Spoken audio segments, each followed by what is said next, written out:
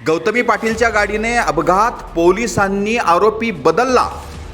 मुंबई पुणे महामार्गावर 30 सप्टेंबर रोजी पहाटे गौतमी पाटीलच्या गाडीने झालेल्या अपघातात एक रिक्षा चालक गंभीर जखमी झाला होता। जखमी चालकाला तात्काळ पुण्यातील दीनानाथ मंगेशकर रुग्णालयात दाखल करण्यात आले। या प्रकरणात पोलिसांनी एका आरोपीला ताब्यात घेतले असले तरी नातेवाईकांनी तो आरोपी नसल्याचे स्पष्ट केले आहे।